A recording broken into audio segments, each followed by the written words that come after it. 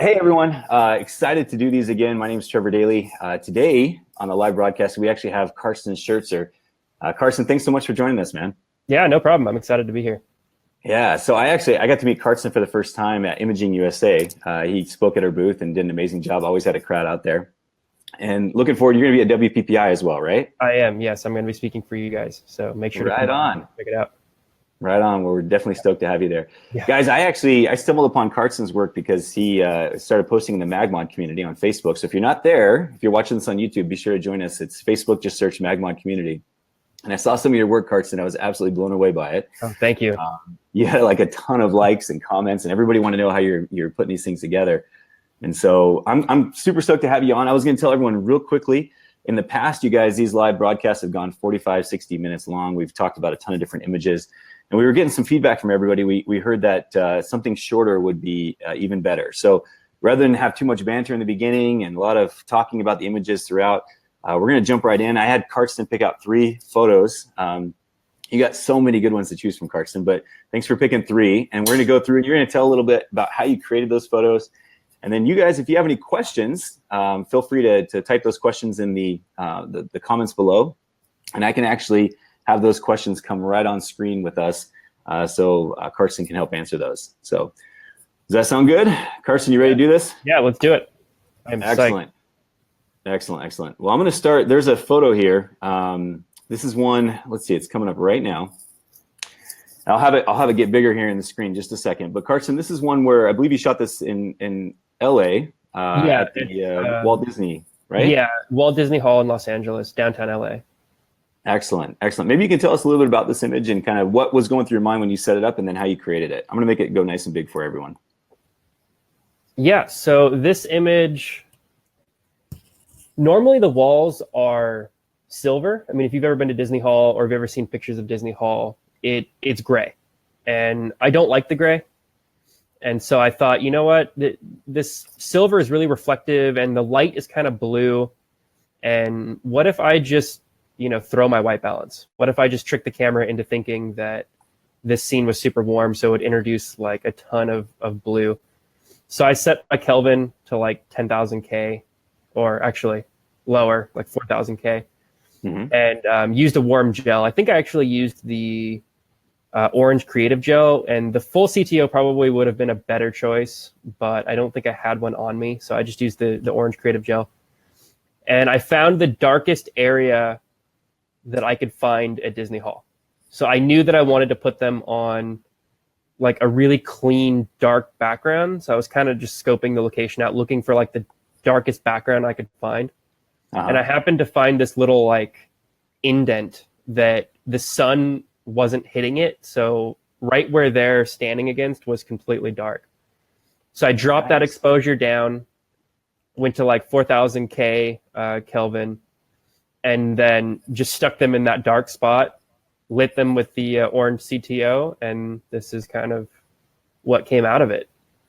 I posed them very deliberately like that because I believe I was also using a grid because I didn't want any light to spill on either of those 2 sides of the building. So I used a grid, I used the orange creative gel, and I posed them that way so that they wouldn't be casting shadows on each other. If I had them kind of facing each other or in a different way, my single light setup might have casted a shadow on one of them. So I kind of wanted both of their faces to be facing towards the light and still look natural. So that's what I ended up with. So Carsten, maybe I missed it when you mentioned it. Did you say your flash was camera left or camera right? It is camera right, slightly off camera axis, and high. It was held by an assistant. So it's probably like 6 feet, maybe 6 feet 5 inches high, something like that. Yeah. Just kind of shooting in right over her shoulder just to light up both of them. Nice. Yep. And what's so great about this photograph is what you're saying there was you're able to make it blue in camera, and then kind of neutralize that blue so that they don't look blue. You're able to put the orange gel, and you said you used the orange creative gel, is that right? I did, yeah. That probably wasn't the wisest choice, but that's all I had on me at the moment. A CTO probably would have been a little bit better, but it worked. Yeah, it worked. Definitely worked. No, that's awesome. It looks great. And And I love how you talked about how you found that dark spot. I mean, it basically creates this clean space. And, typically in photography, we learn, not to try to center people up, but in this image, it works so well because it's just such a strong, like you got the symmetry on both sides with the blue and the dark. It's amazing. I love it. Thank you. Yeah, I don't subscribe to that idea of photographic rules. I'll center my compositions all day long. As long as they make sense, as long as there's some kind of symmetry behind them, then yeah, definitely. That's awesome, man. Yeah, I'm going to just pop this up one more time. You guys can take a look at that. And then I'm going to bring that on down. And then Carsten, so there's another image here. This one, I'm going to bring this one up here as well. This is actually one that also got a lot of comments and likes and all kinds of stuff when it went when you post in the community. Everybody was wondering, how in the world did you shoot this? And by the way, guys, as Carsten and I are talking, if you guys have any questions, feel free to ask those questions and we can have them come up on screen here. But Carsten, maybe you can tell us a little bit about this photograph. I understand it was shot in Hong Kong. Is that right? Yeah. So this is a funny story. Well, actually, it's got a bunch of funny stories, but one of them is I actually won your guys' contest with this photo. One of your contests that you did like last year or something, this photo won, which I thought was really funny. That doesn't surprise me, man. It's an amazing shot. Yeah, and this couple, just a quick backstory, just so everybody understands how crazy this is. So this girl's sister, or no, not her sister, her best friend got married in San Francisco, and I shot her wedding in San Francisco. And then when I was traveling in Hong Kong, I got off the airplane and I got onto the MTA to go from the airport to downtown. And I'm talking about San Francisco. And she turns around and says, "Did you photograph my best friend's wedding in San Francisco?" And I was like, "Yeah, wait, what? Who are you?" And she was like, I was the maid of honor at my friend's wedding in San Francisco like 3 months ago, and I'm pretty sure you were the photographer. And I was like, well, yeah, I was. And then turns out she was on the same train in Hong Kong as me, completely unplanned, completely random. And I convinced her and her boyfriend. I was like, well, look, guys, I mean, this is kind of a sign that we need to go do a shoot. So I got her phone number and I texted her and I was like, let's go do a shoot. And then we went out, we did a shoot. So yeah, we went awesome. Out. It's just crazy, just a small world story. But yeah, so we got the shoot organized. We went out to Mong Kok, which is opposite of the river in Hong Kong. So you go across the river and, or I guess it's a bay, but you go across the water into Mong Kok. And we were shooting around and we decided to get in a taxi to go from one spot to the other. And while we were kind of waiting for our taxi, this idea popped in my mind. I was like, what if I get in the front seat and I shoot them in the back seat? And it was just, I thought it was the coolest thing. So I jumped in the front seat. They jumped in the back. I had them get really close together. I had a flash with a grid on it. Okay. And I believe I had it clamped. I use a NovaFlex ball mount and a Manfrotto little clamp that I can kind of clamp my flashes to whatever I want. I believe I clamped it to the headrest of the seat that I was sitting on, pointed at them at the lowest power, like 128 power. And I slowed my shutter speed down to like a 40th. And originally my plan was to get some motion blur out the window. So I was going to have them, the driver, and then like some motion blur of the cars kind of passing by. But nice. We ended up pulling up next to another taxi, just completely by chance. We pull up to another taxi, and I was able to get that taxi sign in the background. And it's just complete chance, but no, it's such a rad image though. But you say complete chance, but now when you well, first off, Carsten, I know other people are probably going to ask as far as those mounts go. Yeah, is that something you think you can maybe share in the comments later on? Absolutely, yeah. You can kind of show what they were exactly, so people can kind of vision that. But what's so great about this is a lot of times we set when we feel like, man, we got lucky on that shot, or wow, by chance. Yeah. But it's because you had trained so much, like, oh, I just need a little bit of light, just something that's really going to draw your eyes, because that's what makes this photograph so great, is that your eyes are just drawn right to the couple right over there. It's not, you don't have this equal exposure across the whole image or the whole inside of the car. And you said you used a grid here, is that right? Yeah, I did. I used a grid, and you're absolutely right. I had this shot envisioned before I even got in the taxi. I knew that I wanted to grid them. I knew I wanted a little bit of light. I knew I wanted to highlight them. So, I mean, I knew right before I even got in the taxi that I was going to go for this shot. Just the fact that it turned out so good, a little bit of luck involved with that. Yeah. No, I get you there. I had a similar shot when I was in New York City. I had a couple in the back, and I shot through a rearview mirror. Same type of thing. It was, I lit them up, and I was excited when I got it. I knew kind of what I wanted, but when I got it, I was like, yes. So I get it. I get what you're saying. What did the driver think as you're taking photos? Was he even paying attention? Did he say anything to you? Or? So this is kind of one of those shots where you have to lie a little bit.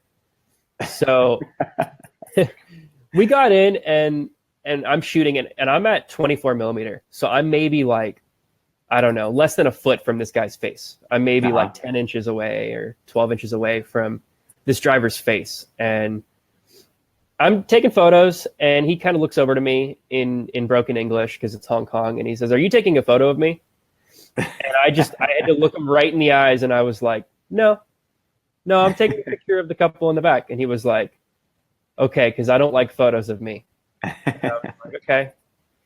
And so I just kept shooting, and it got a little uncomfortable, but I mean, this ride was like 15 minutes long, and I was trying to get this shot for like 15 minutes straight, just shooting and shooting and shooting and shooting. And eventually I thought he was going to kick us out of the taxi, but I'm glad he didn't.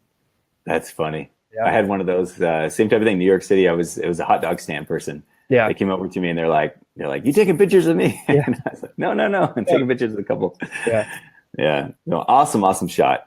Yeah. Thank you. I don't see any questions yet. I think you're doing a great job explaining everything. And then also, I know a lot of times people, when you guys are watching these videos, a lot of times they'll catch the replay that we keep inside the group as well as on YouTube. So again, if you wouldn't mind, Carsten, maybe over the next 24, 48 hours, if you see any questions pop in there, if you wouldn't mind, maybe just absolutely help and answer, and I'll help out as well. But any viewers out there, feel free to comment, ask some questions. I mean, I'm a wealth of knowledge, so just let me know. I think that's the great thing about you, Carsten, is that I saw those images first in the group, and I was like, man, this guy's incredible. But every time anyone would ask questions about him, and some of these images I'm sure people have seen already, people that are in that group, but you're always, like you said, you're this wealth of information. You're always willing to help out. I think that's what makes you so great and why people like you. So thank you. Yeah, I'm always trying to help out. I think if we grow our skill set together, it's going to make everybody better, and I honestly believe that. Yeah. Yeah, I want to be a better photographer, and I think the way to do that is to make everybody else better as well. Yeah. No, I agree with you. Well, Carsten, we'll wrap up with this last image here, and this is one of my favorites. I'm going to bring it nice and big up on screen here. Tell us how in the world you got this thing. This is incredible. Yeah, what'd you do here, man? It's a multiple exposure. Many people in the group know that I do them a lot, and they probably have seen an article that I wrote on it. I wrote an article a few months ago about doing these. So if you're interested in learning like the technical side of it, definitely give that article a read, because it kind of talks about how you can do it with your camera. Is that article on your website? It is, yeah. And I will link it in the comments, definitely. And so here, maybe I can even show people. This is your website here. It's Illumina Portuguese. Yeah, illuminastudios.com. Portuguese. Portuguese. Nice. Illumina means to illuminate and to enlighten. So to light and to enlighten, which I thought was appropriate. But so if you go to my website and you go to info, and then under info there's photographers, and under photographers there's a link to the article. And that kind of discusses the technical side of it. But as for the creative side, I could talk a little bit about that. So let's do it. What I like to do in these kind of multiple exposures is I like to build the first kind of artistic side of the image. So I like to think of it in two parts. There's the bokeh side, or the creative side, and then there's the photo of the couple. So I like to keep those separate from each other. So the first thing I do is I'm looking for interesting, like creative elements, like interesting bokeh or interesting backgrounds or interesting things that I can kind of bring into a double exposure or bring into a multiple exposure. So I saw these Christmas lights, these twinkle lights at the venue. And I was like, this would be really cool if there was like a silhouette. And then in front of the silhouette, there was like a bunch of bokeh. So I started kind of pushing through this in my mind. I was like, okay, silhouette, bokeh. So then my first objective is I got to get a really cool image with lots of crazy bokeh. So now I'm thinking, okay, how do I get a really cool image with lots of crazy bokeh? So I was like, I can do a multiple exposure for the bokeh alone, and I can zoom in on one shot and I can zoom out on another shot. So I'll get like little balls of bokeh and then I'll get big balls of bokeh. And then I was like, what if I take it a step further and I set my white balance to like 10,000 K on one of the images, and then I set it to like 4,000 K on the other one. So some of the bokeh will be blue and some of the bokeh will be orange. So I did a bunch of these, and so the initial shot was 4 exposures. 2 of them zoomed in, and 2 of them zoomed out. And then I split those between 10,000 Kelvin and 4,000 Kelvin. So I got big bokeh, little bokeh, blue bokeh, and orange bokeh. And then once I got that kind of image, I was like, okay, now if I can get another image of a silhouette, I can expose that on top of it and I can call it a photo. So then I got the couple. They were tired, they were drunk at this point, but I was like, please guys, can I get you outside for 5 minutes? And I found the cleanest wall I could find. This is the side of like a bathroom, like there was restrooms next to this. And nice. I put them on the wall, and I grabbed the orange gel. I knew I wanted to use a color that would be complementary. I was either going to use blue or I was going to use orange. And I think I tried both, but I like the orange more. So I grabbed the orange gel. I put them against the wall, maybe like 3 or 4 feet from the wall. I had the groom hold the flash at about hip level, kind of hidden behind them, pointed towards the wall behind them. And just kind of messed around with it a little bit until I got the perfect exposure on them. And yeah, I got that silhouette exposure, and then I just combined it with the other ones, and this is what I ended up with. That's awesome, man. So yeah. I love how you have this great kind of pre-vision. You're able to see it. Yeah, you're able to see it ahead of time and know exactly how you want to create it. Super cool. I didn't know that. I hadn't read before if you had given that information out, or I did not know before exactly how you created it. So that's really cool. And it's such a simple idea, but your execution is fantastic. It really turned out great. With these double exposures and with my style of shooting in general, it's all about pre-visualization. Know what you want, and then be skilled enough to get it. And that's everything. So I knew that I wanted something that looked like this, and I was fortunate enough that I knew how to do it on a technical level. So it worked out. But that's kind of my philosophy, is think about it first, envision it first, and then make it happen. Nice. And for those people who are wondering, when you talk about multiple exposure, you did this multiple exposure in Photoshop, right? I mean, you took all those images. This is in camera. In camera? Nikon, which I'm a Nikon shooter, it allows you to combine multiple exposures in camera. So if you go to the retouch menu, and under the retouch menu, there is a image overlay, and you select image overlay, and then it allows you to take 2 photos and combine them. So that original photo, the bokeh photo, was 4 exposures that I did one after another. I basically set the camera to multiple exposure mode. I gave myself 4 frames. I took the camera, I shot, tilted it, zoomed out, shot, looked at it, changed my white balance, zoomed it in, shot. I was tilting my camera, kind of like getting different angles and all this stuff in 4 frames. And that automatically gave me a 4 exposure image. Wow. And then I got the silhouette, and then I used the image overlay. So technically it's an exposure of 5, but it's 2 photos combined, if that makes sense. It's a little tricky, but once you kind of get it, it totally makes sense. No, what that makes it even more exciting for me, because you take this into Photoshop and you could have cleaned up where maybe you had the little bokeh maybe it wasn't as clean or whatever, but you now in Nikon, I believe as you're doing the multiple exposure, you can kind of see where you're lining it up, and then shoot it. Is that not right? No, that is with, I believe that's with Sony. Oh, okay. But with Nikon, what I'm doing is, because this one lined up pretty perfectly, but that wasn't on accident. So what I'm doing is I'm going to get that initial shot. I kind of like to think of it as like a canvas shot, where that shot is like the creative aspect, and then you just add a couple in.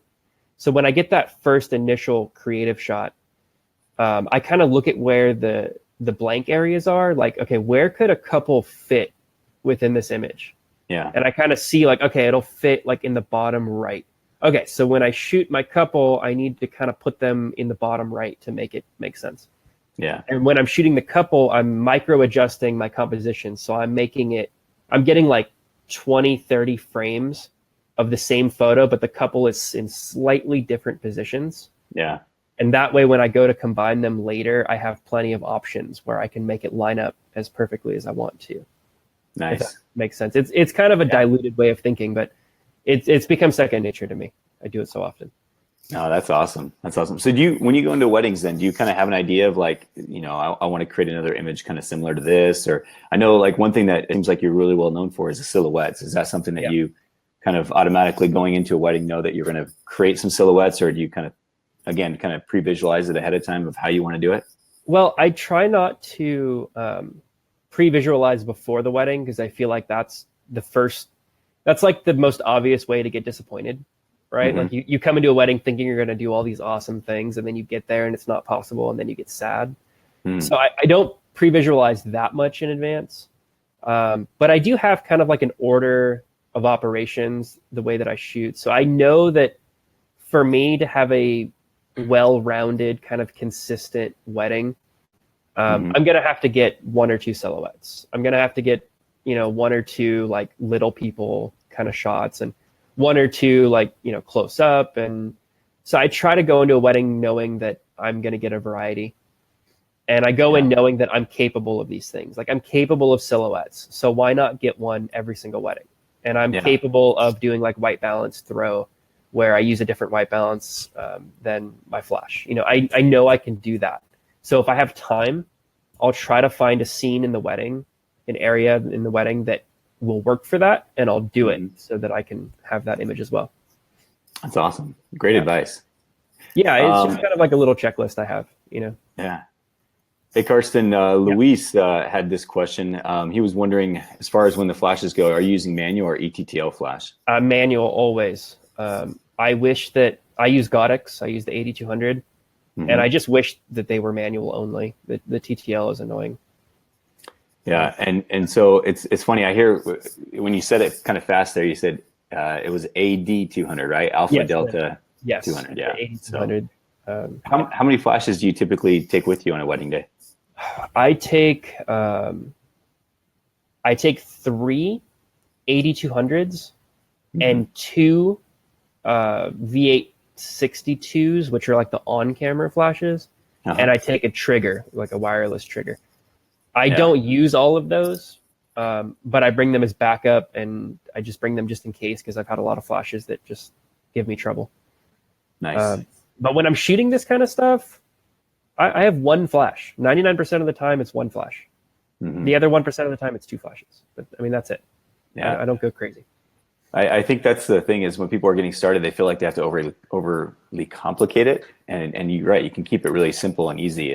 And like you said, 1 flash, 2 flashes, and absolutely. Yeah. One flash, every single amazing, what people think are amazing shots of mine are 1 flash. I mean, really. And I did the exact same thing. I got 1 flash, and I convinced myself that I needed 5 more. And I got 5 more, and then I shot for like years with all these flashes, and I didn't actually like shoot anything good until I got rid of all the extra ones and just went back to 1. Yeah. Isn't that funny? Yeah. Strange. It's funny when we make it too complicated, it makes it difficult to even think up the images or set them up or whatever. So I guess, hey, Carsten, before we close, I know it's funny. I try to keep these things short, and then I get so intrigued by the people I get to talk to, like yourself. What would you say is your favorite MagMod modifier then? I mean, I heard you mention grids a few times, gels a few times. Is this kind of... Yeah, for me, it's very evenly split between the gels and the grid. And I mean, I love all the modifiers, and it really depends on what I'm doing. But when we're talking about the most creative stuff, when I'm trying to get really creative, when I'm trying to blow people's minds with photos, 99% of the time, it's grid or gel. But if I'm shooting family photos or anything like that, then 99% of the time, it's the sphere. So yeah, right just on. depends on what you're going for. Awesome. Well, Carsten, I super appreciate you coming on here, man, no problem. and showing these images and sharing the secrets behind creating these. Like I said, they're incredible photos. They're not that secret.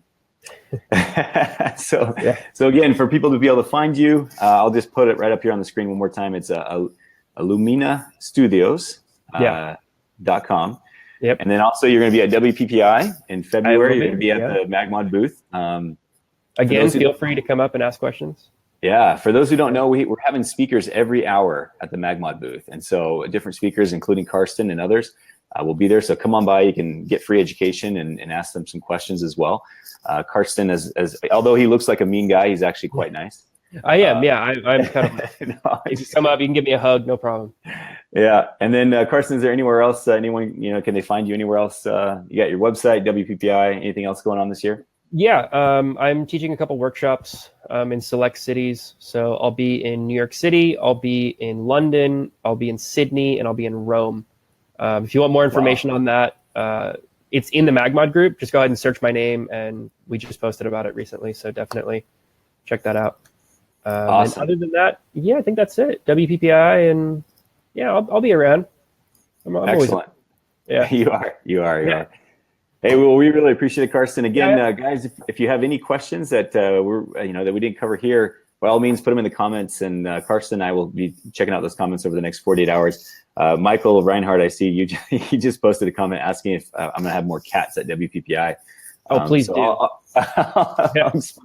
I'll explain more about that in the comments, Michael. Again, Carsten, super appreciate it, man. And, no problem. And keep posting those photos. We absolutely love seeing your work. All right. Thank you so much.